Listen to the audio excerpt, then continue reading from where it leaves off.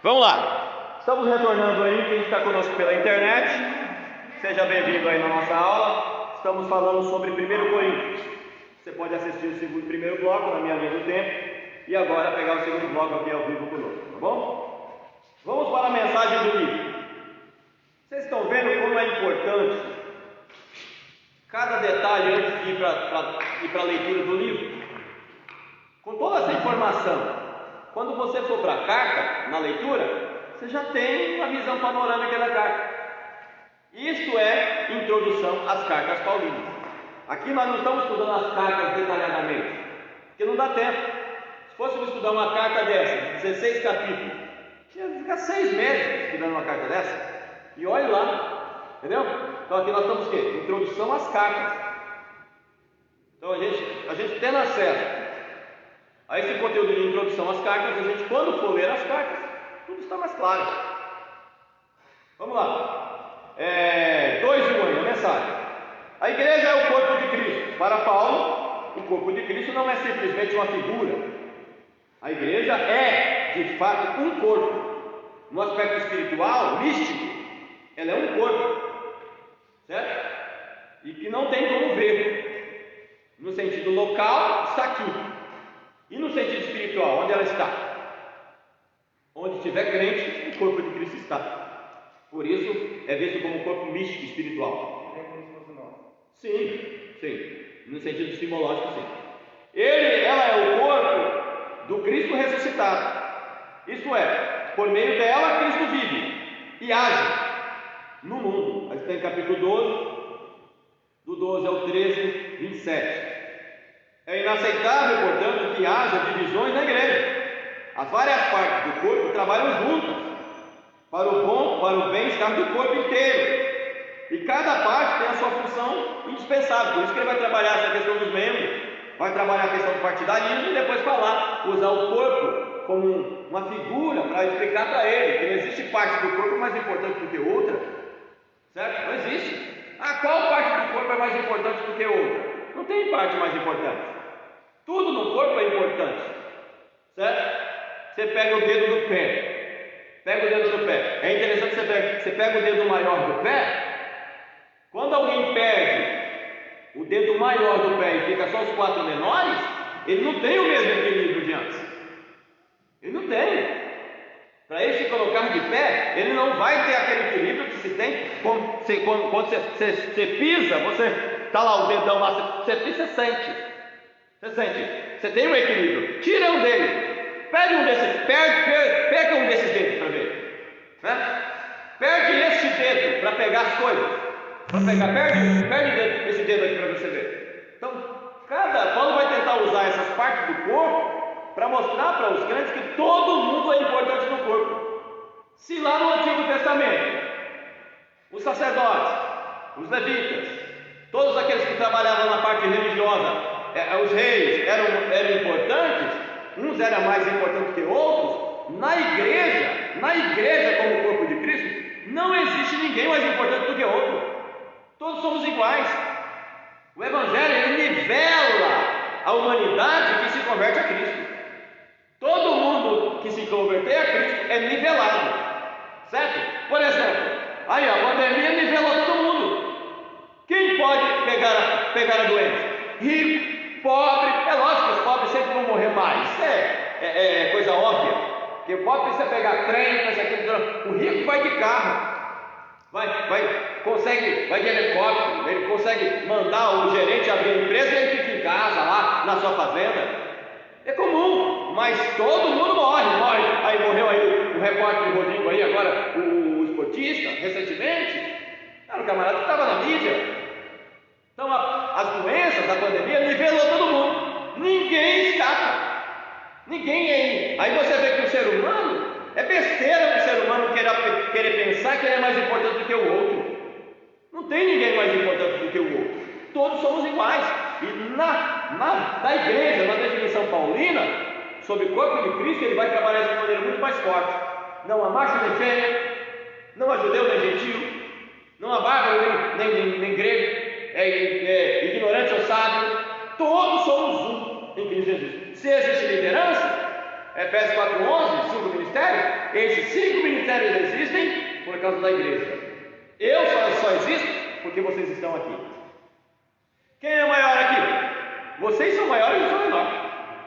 Eu sou menor agora, porque vocês estão na mesa comendo, eu estou servindo como mordomo.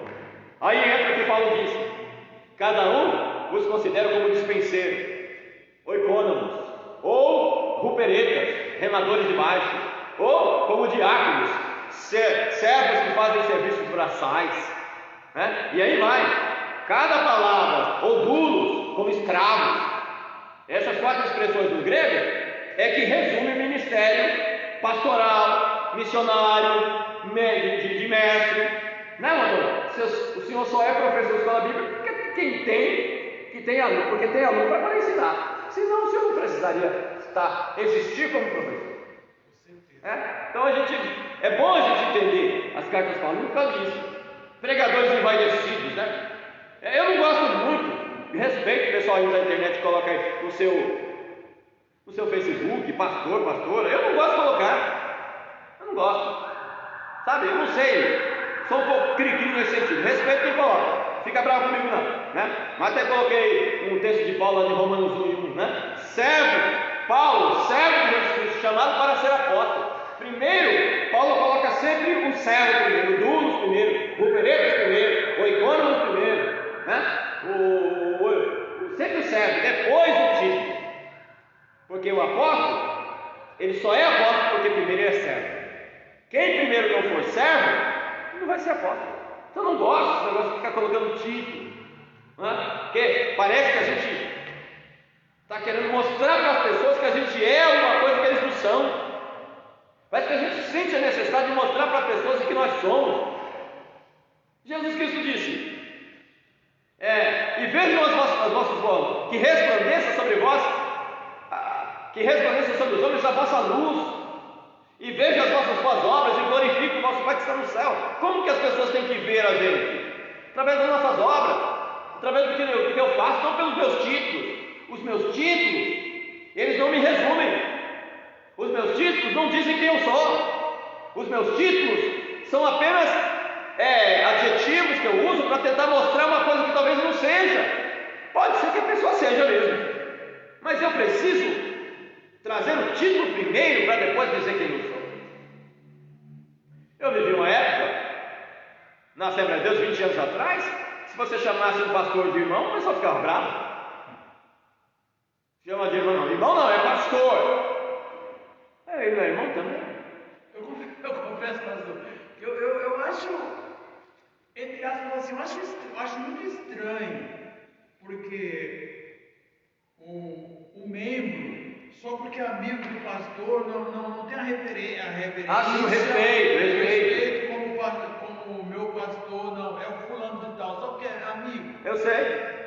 Eu acho meio estranho isso também. Não é ruim. A sociedade em geral, ela cobra de nós postura de liderança, de status, não cobra isso, não é? Mas isso é bom, não é ruim. Você não é negado. O senhor entendeu o que de fato é. Ele é o pastor, não tem problema. Mas se alguém por acaso um dia chamar de irmão, está pecando por isso? Não. Agora, você tratar, ô Jorge, peraí, acho que se de fato pode se tratar com respeito, se trata com respeito. Agora, eu não acredito que quando você chama, pelo menos irmão Jorge, ou irmão Antônio, que eu esteja desrespeitando. Tem pessoas que brigam. Eu estou falando em relação a esses que brigam. O pastor Jorge, de repente, ele nem briga porque alguém chama ele de Jorge ou de irmão. Você vê, o senhor se sente chateado porque o senhor tem essa mentalidade, isso é bom. Agora, o líder em si, ele não pode ficar bravo se isso acontecer, a ponto de pensar que alguém está desrespeitando ele e que alguém. Não, sou pastor. Parece que primeiro ele tem que ser o que ele é em termos de título, para depois mostrar quando de fato as pessoas são, Antônio, quando as pessoas de fato são o que elas são. Ela não precisa cobrar que alguém chame ela de pastor. As pessoas já tratam ele da maneira adequada. Certo. É isso que eu estou querendo dizer.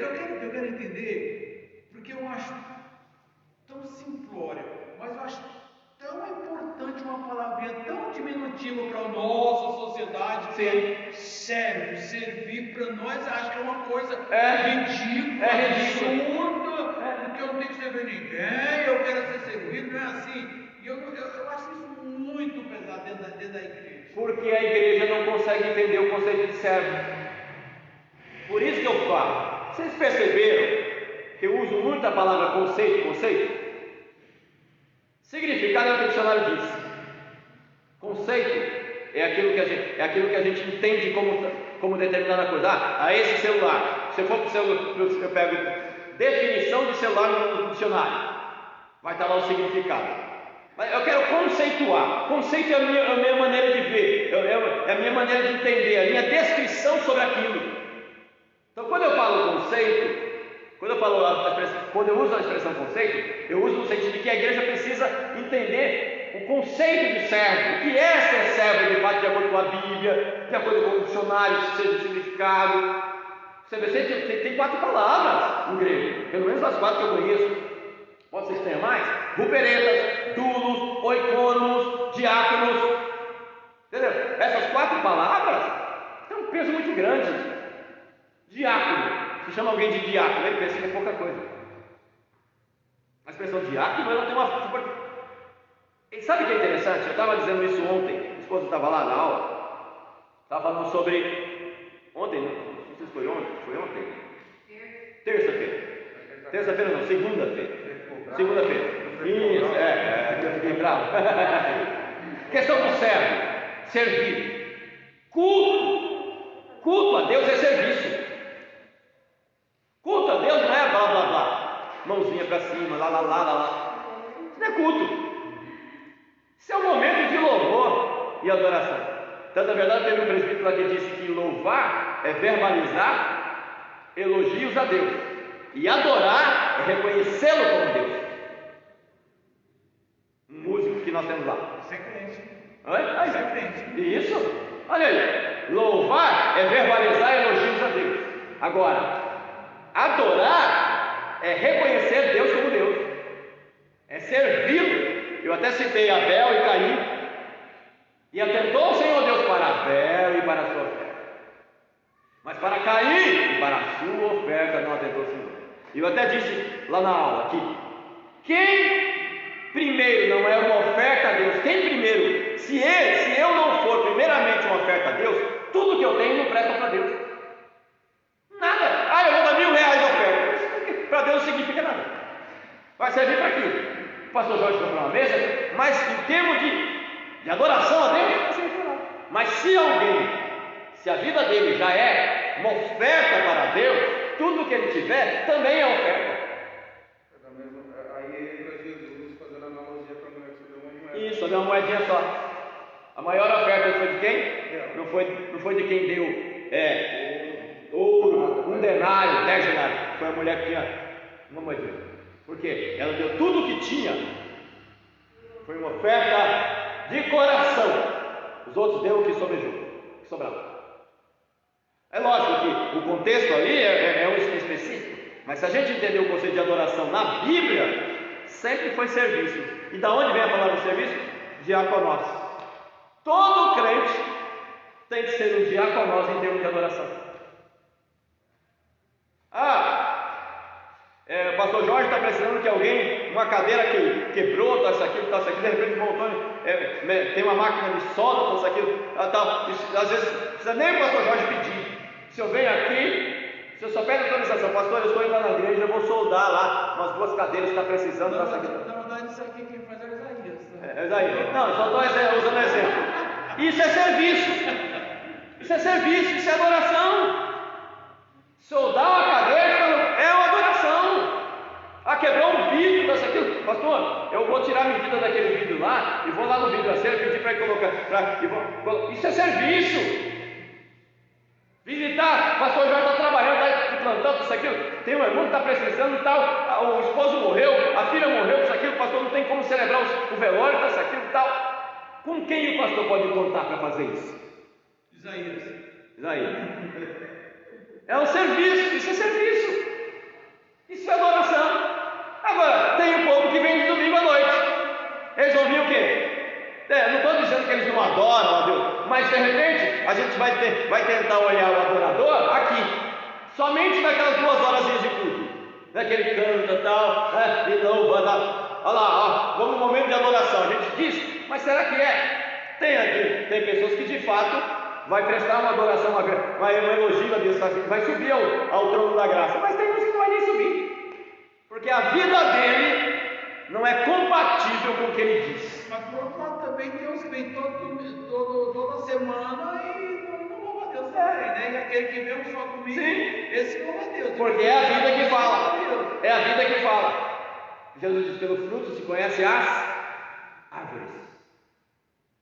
A árvore que não produz fruto, o que ele faz? Ele corta. Joga onde? Segundo João 4:24, né, vai dizer que só Deus conhece a verdadeira. Aí, ó. Só Deus conhece. Por quê? E a gente conhece? Aí por isso que eu disse: tem como saber aqui no domingo à noite quem é? Não tem como. Não é que não estou instigando vocês a julgar ninguém. Estou tentando trabalhar isso com o conceito bíblico. E Paulo está tentando trabalhar isso, corpo. Partidarismo. Eu sou de Paulo, eu sou de Cristo, eu sou de César, eu sou de Paulo, sou de Apolo. Aí Paulo, porventura foi Paulo crucificado por vocês? Porventura foi Pedro que fez isso por vocês? Ele está batendo contra o partidarismo, tentando mostrar que você tem que haver unidade. Igreja é unidade. E na unidade acontece a adoração verdadeira, acontece o serviço, acontece a reverência. Porque se tiver partidarismo, não tem cristianismo que sustente, que seja sustentado no partidarismo. Cada um puxando a brasa para a sua sardinha. Fala isso aí, a gente faz. Mas a gente vai ver em Coríntios uma preocupação de Paulo muito importante com a igreja como instituição. Sim. Porque ele vai se sistematizar, ele vai se preocupar com a oferta, ele vai se preocupar com o líder, ele vai se preocupar com o povo, vai se preocupar com o necessitado, aquele que está com fome. E Paulo deixa muito claro essa importância dessa instituição. Certo. E também ele vai mostrar claro que a igreja é o corpo e Cristo é o cabeça. Sim. A igreja, como um corpo, como unidade, ela tem uma atuação quando ela está unida. E o Paulo tinha essa preocupação com a igreja instituição, que a gente percebe pela sistematização. Só que hoje existe muita desvalorização com esse conceito de instituição. Sim. Porque o Pai conhece os verdadeiros adoradores, porque a igreja é uma igreja universal, e isso desmerece também A instituição. Porque quem aqui não teve irmãos quando era mais novo? Quem aqui não viveu numa casa que tinha irmãos quando tinha um vínculo? Agora que cada um casou, o vínculo é totalmente diferente. O amor permanece, mas o vínculo muda. Sim. A igreja é uma bênção, a igreja ela é universal. Só que quando ela está unida, é diferente. Sim.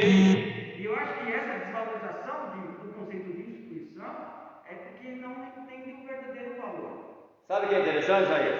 Quando existe esse conceito de certo, de unidade, o conceito de instituição ele se fortalece da maneira correta. Que o problema não é a igreja deixar de ser ou ser instituição. O problema é ela entender da maneira errada o termo instituição. Porque eu vou trabalhar isso com a eclesiologia para vocês e mostrar para vocês que a partir do momento que a igreja nasce no Pentecostes, ela já vira instituição. Porque existe ajuntamento. Não tem como ser igreja sem ajuntamento. Qualquer lugar. Mas não é na igreja, mas vai ser em algum lugar. É na casa? Então é instituição. Debaixo do ar, é instituição. A instituição sempre houve. Agora, o problema é o institucionalismo.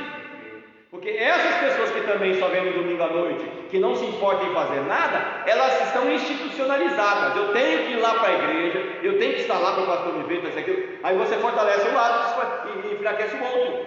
Então, aí o conceito de igreja em Paulo, de fato, a instituição é fortalecido. Mas instituição no sentido verdadeiro. 14 de Coríntios. A ordem no culto. 2 ou 3 profetizam o restante julgo. Quando houver neófito, que haja intérprete. Isso é instituição. Profecia, controle, se autocontrolar no culto para não escandalizar, isso é instituição. Organização. Não tem como trabalhar a organização sem pensar em instituição. Então você está dizendo certo. Agora o problema é o institucionalismo. É você valorizar, supervalorizar a instituição também e esquecer o que é mais importante, que seria a vida cristã verdadeira. Por quê? Como o Antônio disse, no domingo à noite De repente, tem pessoas que só vêm o domingo à noite. De fato, ele é um verdadeiro adorador, porque na semana ele não tem tempo, ele trabalha, etc. Tal, entendeu? Nós não estamos julgando eles, como você disse, só Deus conhece. Mas tem pessoas que vivem agarrado na placa, no CNPJ, que se não for daquela igreja, para ele todo mundo está perdido, está salvo. Aí Paulo diz o quê? Eu sou de Paulo, sou de Apolo, eu sou de Cristo. Isso é o institucionalismo. Isso é falta de equilíbrio. Aí Paulo vai dizer: foi Paulo crucificado por vocês? Dou graças a Deus que não batizei nenhum de vocês. Para vocês não dizer, vocês não bateram no peito, eu fui batizado por Paulo, eu faço parte. Esse é o problema. Falta o quê? O equilíbrio. Paulo está tentando trabalhar isso. Fala, José. Já te faço. Pode alguém perguntar? Pode falar. Falando sobre a questão do corpo, Paulo está dizendo aí, ele está trazendo as pessoas, né, como um corpo. E o Zé falou firmemente sobre a questão de instituição, a questão de igreja. Aí eu lembrei aqui de Hebreus 10, 24. Pensamos uns aos outros a fim de ajudarmos todos a terem mais amor e a fazerem o bem. Não abandonemos, como alguns estão fazendo, o costume de assistir às nossas reuniões. Sim. Eu estava lendo Hebreus e ele enfatiza bem que assim, o sacrifício de Jesus, ele por si só, ele é um sacerdote eterno. Não há o que fazer a não ser por Jesus. E ele nos incentiva a encorajar os nossos irmãos em Hebreus, em união. Sim. Incentiva a gente a cultuar. A cultuar, não deixar as nossas congregações, como é costume de muitos. Porque existem muitos que estão deixando esses costumes. Sim. Estão deixando, e é o que nós estamos vivendo muitas das vezes. O movimento dos desigrejados. O Cristo em casa, e a Bíblia nos fala que nós precisamos estar unidos. Por quê? Porque ele resume que assim, não há mais nada o que fazer. Basta você guardar a fé, acreditar no sacrifício de Cristo e encorajar o seu irmão. Hebreus diz assim, o que você vai fazer de além? Você vai trazer um novo evangelho do quê? Sendo que Cristo, ele é o sacerdote eterno. Ele não só é o sacerdote que oferece, pois ele é o próprio sacrifício. Sim, ele está tentando mostrar aí que Cristo é superior a tudo. E que não adianta querer voltar para o judaísmo, para a liturgia do judaísmo. Ou seja, os judeus que tinham se convertido ao cristianismo estavam sentindo falta do aparato. O que eu estou querendo dizer é isso. O culto equilibrado das congregações tem que acontecer mesmo. O ajuntamento sempre aconteceu. Igreja não tem como ser igreja sem estar unidos. O Paulo está trabalhando aqui em 1 Coríntios a desordem no culto. Paulo não está condenando um ajuntamento. Paulo está condenando a desordem nesse ajuntamento. O ajuntamento sempre é necessário. Sempre foi, sempre será necessário. O problema é a desordem nesse ajuntamento. Aí entra o quê? É o que eu coloquei em respondendo para Isaías. Eu valorizo demasiadamente o institucionalismo quando? Quando eu valorizo aquilo que é verbal somente e não há coração, não há vida. Milagres são importantes. E quando que eles acontecem? Quando nós estamos unidos, quando alguém ora por alguém. Quando que a profecia é importante? Quando a gente está reunido, porque alguém vai profetizar para alguém. Isso é fato. 1 Coríntios 12, os dons espirituais, ele tem que ser manifestado. Mas isso não pode ser valorizado sem demasiado, a ponto de eu esquecer o fruto. Porque fora do culto, eu sou crente também em casa. Eu sou crente também na empresa. Eu nas negociações eu vou cultuar a Deus. Eu posso, vocês mexem com negócio hoje em dia no Brasil, é quase que impossível você comprar alguma coisa e você deixar de pagar algum tipo de imposto. Às vezes vocês vão comprar alguma coisa para vender na loja, às vezes vão comprar no CPF. E é diferente, mas de certa forma você já pagou imposto também, porque você paga tudo quanto é jeito de imposto. Para viver você paga imposto. Entendeu? A gente não quer ser desonesto, mas às vezes acaba acontecendo. Mas essa preocupação de ser transparente, de ser honesto, de ser fiel a Deus nas mínimas coisas, isso também é culto. E às vezes a igreja esquece disso.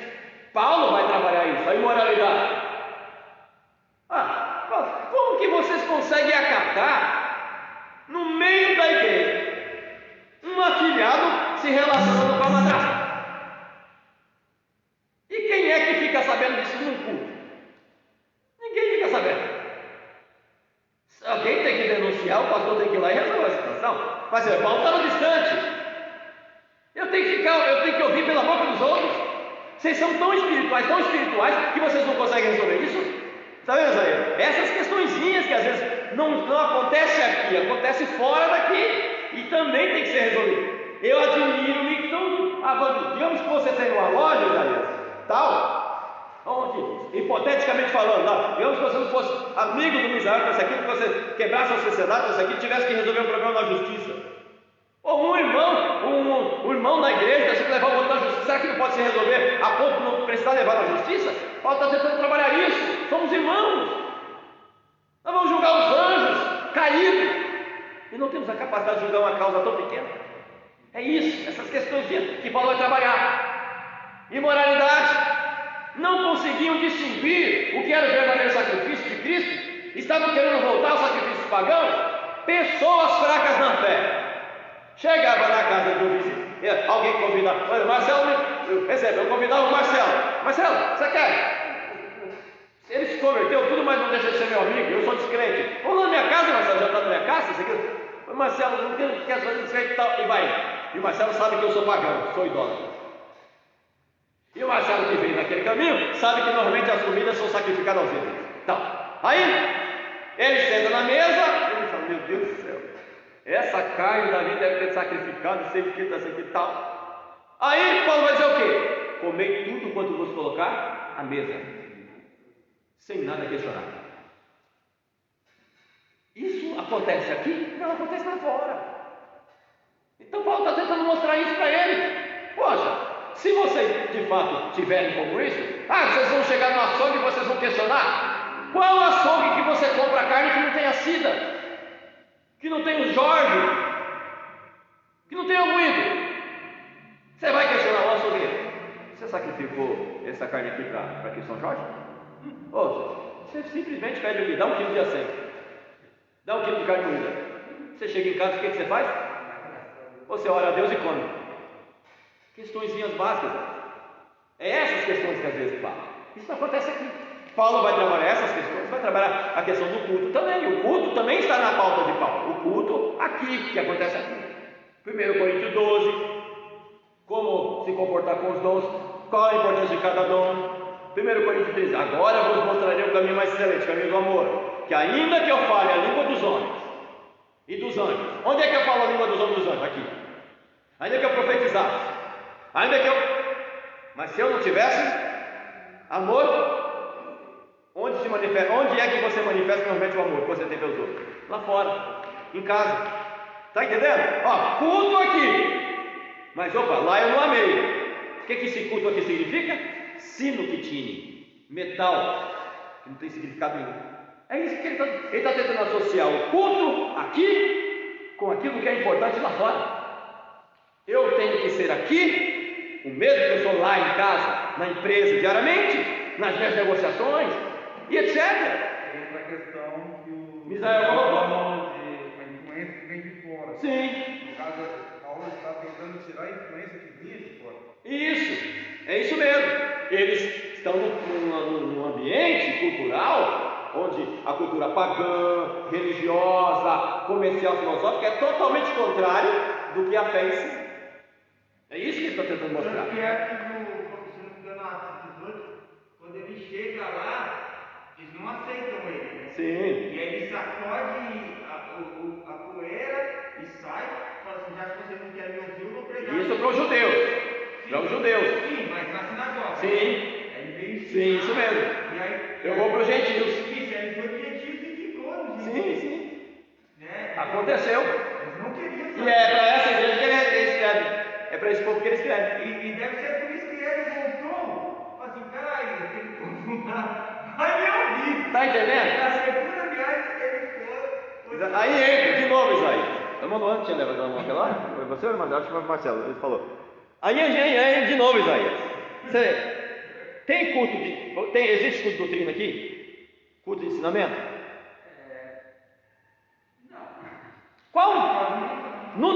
domingo dá para falar determinadas coisas que normalmente tem que se falar só para os crentes? Na escola dominical o povo vai para ouvir? Aqui, na verdade, Está entendendo? o culto de ensinamento é de quarta-feira, que é em casa, é o GIL. É o GIL que chama Grupo de Igreja Auxiliares. Aí o ensino é mais em casa. Sim, mas você vê, mas é todo mundo que é alcançado? Quantas pessoas se convertem que não sabem, essa língua, essa igreja aqui aceita o batismo com o Espírito Santo, falaram em línguas tudo. Quantos que se converteram que nunca ouviram um ensinamento sobre línguas estranhas, sobre o batismo com o Espírito Santo? Quantos que se converteram nunca ouviram um ensinamento sobre dom de profecia, sobre os tipos de profecias que existem no Novo Testamento? Você tem o profeta no Novo Testamento, em Efésios 4:11, você tem o dom de profecia em 1 Coríntios 12, que é manifestado no capítulo 14. Você está entendendo? Essas questões ficam no ar para muita gente que não tem acesso a uma leitura bíblica inteligente, que não lê um livro, que não tem. Eu não estou dizendo isso com vaidade, dizendo que na Assembleia de Deus tem, porque no nosso meio também está faltando. Na ZBD que eu tenho ido, tem 6 pessoas. Aí, ó. Na igreja tem 170. Aí, ó. E vai, lá tem com doutrina também. Agora está engatilhado também. Na semana você está tendo. Na terça é doutrina, que agora é só uma hora, então se tornou mais um culto de oração. Aí. Então, os cultos de doutrina da Assembleia de Deus, pergunta para minha esposa. Aqui, ó, aqui em cima, aqui no Jardim Sinop, aqui, ó, aqui em cima. Assembleia de Deus do Belém. Eu me converti na época do pastor Rubens, depois dele veio o pastor João Rodrigues. Era Bíblia mesmo. Pastor Pedro Felício, que foi meu pastor na Assembleia de Deus lá do Vassoura. Era Bíblia mesmo. Pergunta para minha esposa. Aqui em Santo Antônio, né, amor? Severino, pastor Severino, era a Bíblia mesmo. Pegava a Bíblia, tinha exegese, explicação, ensinamento. É lógico que tinha muito uso e costume, porque na época dava muita ênfase nisso. Você é dessa época, o Isaías também é dessa época. Mas tinha isso aí. E hoje, o que a gente tem nesse sentido? E a igreja lotava. Eu me lembro, normalmente os cultos da sede eram na terça-feira, com doutrina, e nas igrejas era na quarta ou na sexta. Então o povo ficava livre para ir para a sede para ouvir o ensinamento. Era assim. Hoje existe uma dificuldade muito grande na igreja, que ela não sabe a diferença do falso profeta e a falsa profecia. E onde que ele vai aprender isso? No domingo, Isaías, dá para. Aí você, de vez em quando, tá online, mas vou ter que falar. Você, de vez em quando, fala alguns assuntos aqui no domingo, e o povo fala: que isso, Isaías? Que isso, Isaías? Para que falar isso? Mas que dia que tem para falar? Tem que aproveitar. Aí eu pergunto: isso mata crente? Falar a verdade mata crente? Mata? Mata quem já não é. Mata quem já é desviado. Por isso, eu sou partidário de que tem culto de domingo, que quando não tem crente, quando não tem pessoa descrente para se converter, faz apelo para crente. Porque alguns crentes estão precisando se converter. Igual, nós estamos, desde que voltou a pandemia, nós estamos no processo de pregação de Neemias. De Neemias. Você vê que a cada capítulo tem assunto que vai ter que falar e a igreja vai ter que ouvir. Olha lá. A reestruturação da comunhão com Deus, isso vai ter que ser falado. E tem sido falado. Então, graças a Deus que essas pregações continuadas tem assunto que tem que falar. Por isso que é bom a pregação continuada. Ela tem essa eficácia. É inaceitável, portanto, que haja divisões na igreja. As várias partes do corpo trabalham juntas para o bem do corpo inteiro, e cada parte tem sua função e é indispensável. Desempenhando bem a sua função, cada parte contribui para o bem-estar do corpo inteiro. Não há, portanto, lugar para a vaidade. Nenhuma parte pode desprezar qualquer uma das outras. Haverá pessoas que de repente nunca terão a oportunidade para falar nada no culto, mas são pessoas fiéis à oferta, no dízimo, que faz com que essa luz seja paga, que essa cadeira seja comprada, que são pessoas que às vezes fazem obras sociais à parte aqui do culto na igreja, no dia a dia, que estão em atividade constante. Eu, durante muito tempo, eu e meu irmão Moisés, quando éramos novos, éramos solteiros e jovens ainda, nós fizemos muito evangelismo em hospital e ganhamos muita gente para Jesus. E a gente dava um folhetinho, aqueles folhetinhos que tinham endereço da igreja e tudo, mas a gente falava: se não tiver uma igreja nossa lá perto da sua casa, você vá na igreja que estiver lá. aceitou Jesus, vai lá, procure lá o pastor tal, procure lá. E muitas pessoas aceitaram Jesus. Ninguém ganha as pessoas para Jesus para a minha igreja. Entendeu? E quem ficava sabendo que a gente fazia o trabalho? Nem carteirinha nós tínhamos ainda. Eu, aqui em Morato, fui um dos primeiros cooperadores solteiros consagrados na Assembleia de Deus. Pastor Rubens Pinha não consagrava cooperador solteiro nem a pau. Normalmente eram todos casados. Eu fui um dos primeiros consagrados e que tinha responsabilidades grandes já, mesmo sendo solteiro. Solteiro, eu fui segundo dirigente de igreja, solteiro. Normalmente não tinha, entendeu? Então, aí sim as pessoas começaram a conhecer o nosso trabalho. Mas tem muita gente fazendo trabalho por aí que ninguém sabe o que está sendo feito, anônimo. Mas Deus está vendo. E o corpo de Cristo é abençoado. É interessante ver isso aqui, ó, que assim, por isso que nós devemos, esse entendimento que nós devemos tratar a igreja de Cristo como a igreja de Cristo. Sim. E se nós tratarmos a igreja como se fosse nossa igreja, acho que a gente já viveu com um chicote na mão, né? Sem compreender. E aqui diz assim, ó, portanto, o olho não pode dizer para a mão Que é mais importante. eu não preciso de você, e a cabeça não pode dizer para os pés, eu não preciso de você. Aí, ó, isso que é engraçado. O fato é que as partes do corpo que parecem ser as mais fracas são as mais necessárias. Olha isso. É aquelas que achamos menos honrosas, são as que tratamos com mais honra. As partes que parecem ser feias recebem um cuidado especial que as outras mais bonitas não precisam. Foi assim que Deus fez o corpo, dando mais honra às partes menos honrosas. Olha aí. É como se Cristo ele dá essa ligação. Os pequeninos. Isso. Os pequeninos. Mas Senhor, quando que eu te vi nu? Quando que eu te vi preso? Quando fizesse a um desses meus pequeninos, a mim vocês fizeram. Os pequeninos. E na visão de Jesus, ele não estava constantemente na companhia dos ilustres, dos honrados, ele estava sempre na companhia de quem? Do povo. Jesus era do povão. Galiléia dos gentios. E nós conversamos sobre isso hoje, que realmente a igreja de hoje, ela está muito bonita, ela está muito enfeitada. Sobre a Laodiceia, e falava sobre a Laodiceia, né? Ela era rica, ela era bonita, eu ouvi uma pregação dela, só que ela não, e Deus fazia para ela uma oferta, né? Ela compra vestes brancas para poder viver a beleza. E a gente está muito bonito, eles estão muito lindos, mas Jesus sempre foi povo.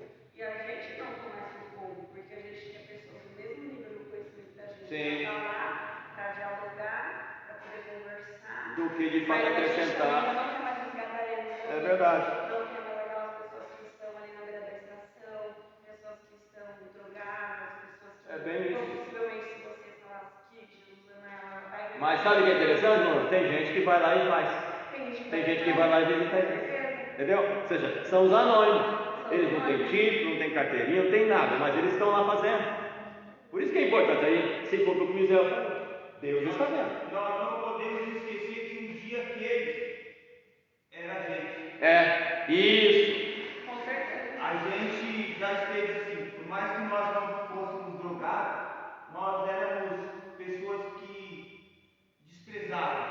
Eu posso falar que eu era uma pessoa que desprezava o ensino, eu era mais prática, era mais sentimento. Sim. E eu desprezava o ensino. E hoje eu vejo que eu perdi tempo na minha vida. E é interessante, mas aqui, esse ensino que hoje você ama, acentuou a prática. Te mostrou com mais clareza ainda o porquê da prática. Fez você enxergar melhor, não foi? Então, as coisas não estão desassociadas. Aí, de novo, o que Paulo está falando? Em Coríntios, ele está trabalhando o quê? Não vos falta conhecimento. Vocês foram alcançados. Mas o que falta? Prática. Vocês precisam de mais clareza, mas vocês precisam viver aquilo que vocês conhecem. Mas como fazer sem saber como fazer? Aí por isso eles perguntam, Paulo, manda uma carta para Paulo, acerca do que vocês me escreveram, é bom que o homem não esteja só. Aí vai começar a responder para eles, vai dar orientações para ele, porque havia influência negativa, como o Marcelo disse, influência lá de fora, tentando mostrar para ele, não, por isso a gente precisa criar uma cultura bíblica, que estabeleça as nossas regras de fé, a nossa maneira de viver. A Bíblia vai ensinar como se deve viver no relacionamento conjugal. A Bíblia vai dizer que se alguém, quem é que ensina isso? Onde você encontra isso? A Bíblia vai dizer, se o homem quiser jejuar, quiser se consagrar, e nesse jejum, e nessa consagração, ele quiser se abster do sexo, ele tem que falar primeiro com a sua companheira, se ela anuir, se ela permitir, esse jejum e sacrifício será aceito, senão não será aceito. Mas quantas mulheres, normalmente quem se converte mais no pentecostalismo, mas são as mulheres que são crentes, que tem o seu esposo descrente, que faz greve de sexo porque está jejuando, está consagrando, sem falar com o cônjuge, sem orientação nenhuma. E esse sacrifício é aceito? Não.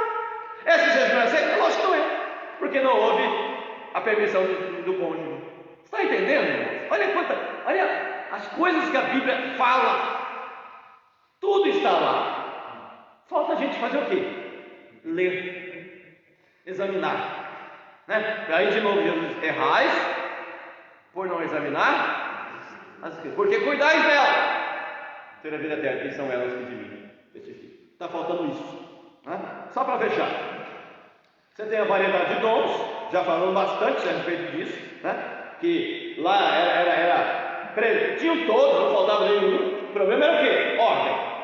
Paulo não está batendo contra os dons. Paulo não está batendo que não possa haver dom. Paulo está falando o quê? Falta ordem, falta decência no meio de vocês, desse sentido. Pastor, em Coríntios a gente pode dizer que era uma igreja onde evangelizava. Tinha. Podemos dizer que era uma Paulo vai igreja dizer onde que evangelizava lá. Paulo vai dizer que a fé deles era conhecida. Paulo vai dizer, a fé de vocês é conhecida. Vocês têm, só que não adianta ter uma fé conhecida, as pessoas conheceram o Evangelho através de vocês e vocês viverem desse jeito. É como se desse uma testemunha. Eu procuro esmurrar a mim mesmo, para que salvando os outros, eu mesmo não me perca. Você tem que ir para a igreja, então, você precisa aceitar Jesus, tá? E o cristão me conhece e sabe que eu sou um picareta. Eu posso até estar dizendo a verdade para ele, mas a minha vida não é compatível com o que eu estou dizendo. É esquisito, né? Supremacia do amor já falamos bastante. Decência em ordem culto de adoração. É só ler 1 Coríntios 14. 1 Coríntios 14 é o capítulo da ordem do culto. Língua, está lá. Profecia, está lá. Interpretação das línguas, está lá. Cântico espiritual, salmos, doutrina. Faça um de cada vez.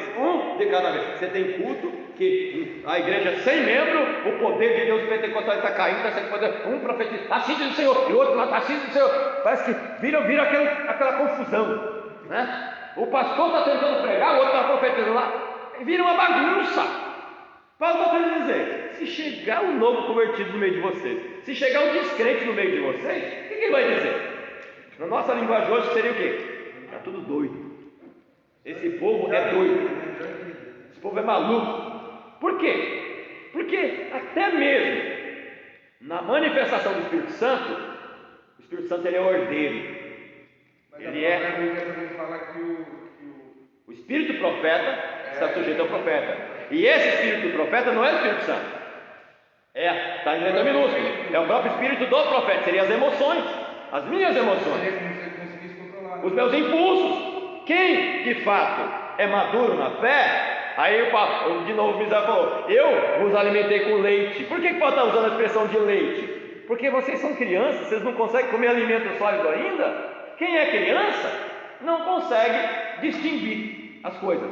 Aí, para ele, a bagunça é o culto. e lá, dança, isso aqui. É para ele isso é o culto. Por quê? Porque nunca ninguém sentou para explicar para ele o que de fato é. Ó, culto é isso, viu? Ó, tem que ser assim, ó, você tem que comportar assim. Alguém tem que ensinar o menino. Deixa o menino rodar, como diz o Penteca. Tá bom, deixa rodar. Daqui a pouco ele bate a cabeça na quina da coluna, quebra a parede, quebra a cabeça, tudo, vai para o hospital. Aí você fala, foi o diabo. O diabo o quê? Quem obrigou ele a rodar? Olha, tá vendo? Quebrou a cabeça, cheio do poder de Deus. Quebrou o banco. Irmãos, Deus não quebra a cabeça de ninguém. Deus não quebra o banco. O Espírito Santo é decente. Eu que não sei, ninguém me ensinou a me autocontrolar, aprender a fazer as coisas decentemente, para que a manifestação do Espírito aconteça de forma ordeira, decente.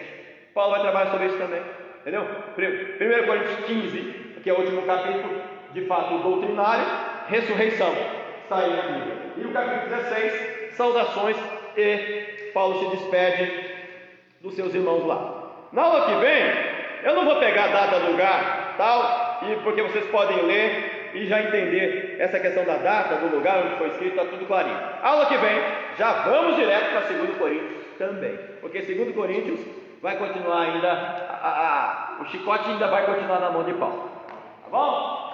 Deus abençoe vocês aí por estarem conosco. Obrigado aí por quem esteve conosco pela internet também. Vamos orar e agradecer a Deus. Aí, tem que tirar a oferta do café, né? Vou concluir aqui, tá bom? Deus abençoe vocês.